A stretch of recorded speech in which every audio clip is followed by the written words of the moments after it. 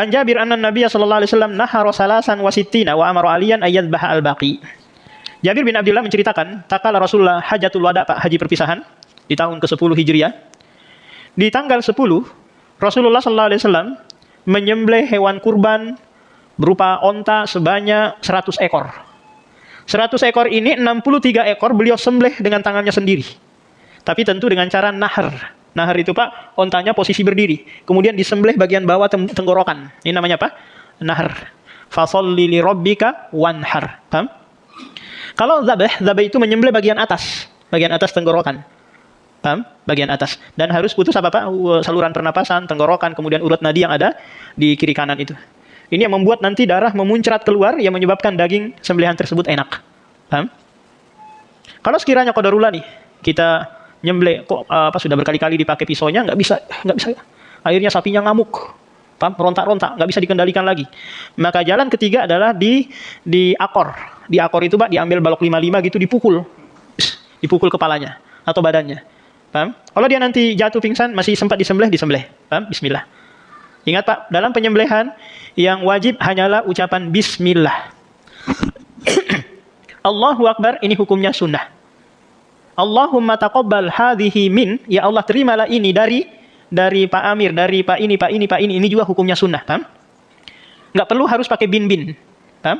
Bilang aja Pak Amir, ya sudah. Kalau agak kesulitan mungkin si penyembelih harus nyebutin juga namanya 1 sampai 7, nanti dibantu. Jadi dia ucapkan dulu bismillah Allahu Akbar, baru nanti tolong bacakan. Paham? Dalam 1 ekor biasanya 7 orang kan, Pak, ya. Nah, dibacakan nama-namanya, ini nggak perlu pakai bin. Paham? Pak, sebutkan saja namanya. Kalaupun ada nanti ya orang mati gitu yang ikut, nggak usah disebutkan almarhum, nggak perlu. Paham? Atau ada yang ikut kurban Konghucu.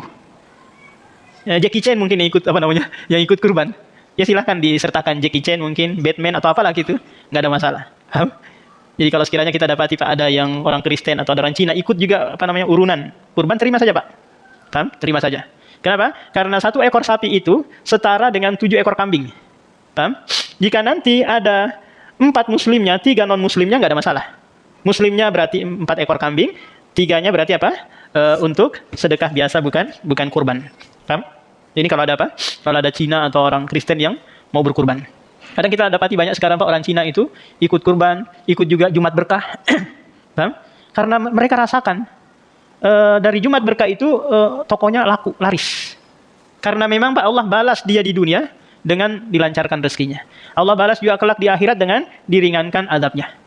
Jadi DKM terima ya kalau sekiranya ada Cina yang mau ikut patungan. Atau kalau mau nyumbang 1 ekor ya diterima. Itu yang disembelih duluan kemudian dimasak oleh pihak DKM. Jadi tadi, Pak, yang wajib bismillah. Kalau tanpa ini, Pak, maka sembelihannya jadi bangkai. Paham? Bismillah harus diucapkan, nggak boleh di dalam hati. Paham? Kemudian Allahu Akbar. Kemudian kalau mau ditambah lagi menyebutkan nama tapi disertai dengan apa? Allahumma taqabbal hadhihi min. Paham? Allahumma taqabbal, hafal Pak Amir coba. Allahumma taqabbal hadhihi. Kalau hadhihi kembali ke sapi. Kalau ke kambing pakai hadha. Allahumma taqabbal hadha, ini kembalinya ke kambing. Kambing itu gonam, laki-laki. Kalau sapi bakoroh, perempuan. Maka taqabbal hadhihi min, dari, baru disebutkan nama-namanya. Itu kalau mau, Pak. Kalau nggak mau juga nggak apa-apa. Paham? Nah, di sini Rasulullah menyembelih onta sebanyak 63 ekor. Sebanyak 63 ekor dengan tangannya sendiri. Coba lihat, Pak, kuatnya fisik Rasulullah. Kita mungkin 5 atau 6 ekor aja sudah gemetaran kan? Pak Amir bisa berapa bertahan? Oh, 10 bisa ya. Nah, sisanya diserahkan ke Ali. Karena totalnya berapa, Pak? 100 ekor onta. Nah, 100 kurang 63 sama dengan berapa? Berapa, Pak? Ya, 100 kurang 63 sama dengan 37. 37 ini Ali bin Abi Thalib yang menyembelihnya.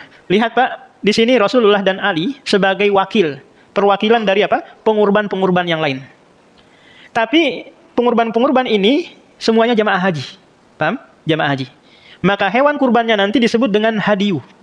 Hadiyu itu maknanya adalah hewan kurban yang nanti dihadiahkan ke fuqara'u Mekah. Paham, Pak? Kalau selain jamaah haji namanya uduhiyah. Uduhiyah itu adalah hewan yang disembelih waktu duha. Paham? Bedakan antara apa? Hadiyu dengan uduhiyah. Nah, karena memang hikmahnya adalah mereka sebagai bentuk rasa syukur kepada Allah Subhanahu wa taala yang diberikan kesempatan umroh dan haji dalam satu perjalanan. Paham, Pak? Mereka menyembelih hadiyu, hikmahnya adalah sebagai bentuk rasa syukur kepada Allah karena diberikan kesempatan umroh dan haji dalam satu kali perjalanan. Sementara penduduk Mekah tidak diwajibkan hadiyu kalau mereka mau haji, Pak. Paham? Karena mereka nanti tidak dibolehkan juga umroh. Paham? Saat pelaksanaan haji. Jadi mereka hajinya apa, Pak? Haji ifrat. Dzalika liman lam yakun ahluhu hadiril masjidil haram. Yang bukan penduduk Mekah, maka baru apa? Baru ada kewajiban menyembelih hadiyu, hewan kurban. Dan itu nanti ditujukan untuk dibagikan ke fuqara'u Mekah. Jadi masalah sekarang adalah orang Mekahnya kaya-kaya. Paham?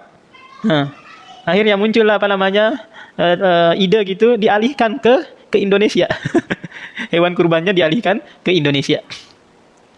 Paham, Pak? Ini bukan lagi hadiyu nantinya judulnya. Paham? Karena dialihkan ke Indonesia.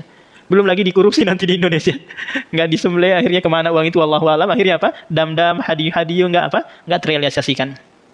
Jadi yang ada kewajiban hadiyu, Pak, hanyalah haji tamattu dan haji qiron.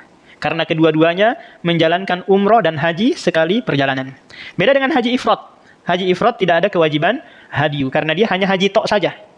Karena sibuknya datang tanggal 8 hari tarwiyah gitu, langsung melaksanakan aktivitas. Tanggal 10 langsung pulang lagi dia. Nggak sempat lagi mabit di Mina 11, 12, 13. Langsung pulang. Paham? Jadi Rasulullah menyembelih 100 ekor onta.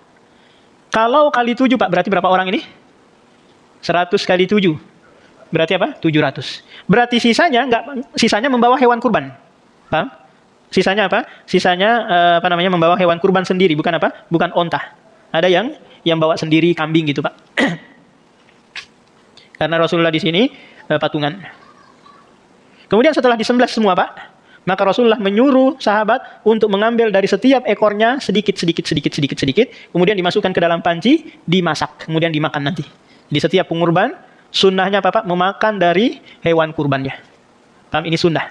Tapi kalau dia mau sedekahkan semuanya ya silakan. Tapi sunnahnya atau lebih afdolnya apa? Dia ambil, dia makan. Kadang-kadang kita dapati di kampung-kampung itu, Pak, pemahaman yang salah bahwa orang yang berkurban itu nggak boleh makan. Karena kan dia sudah sedekahkan, sudah kurbankan, masa diambil kembali? Di sini ada nggak pemahaman seperti itu, Pak? Itu aneh-aneh aja itu. Nah kan ijtihad ulama sepertiga. Mereka ambil sepertiga nanti untuk sodakoh. Sodakoh ini maknanya untuk kaum muslimin. Baik yang kaya, yang miskin, yang fakir. Nggak mesti harus orang miskin yang dibagikan, Pak. Dan sepertiganya lagi untuk hadiah. Ini bagi orang kafir.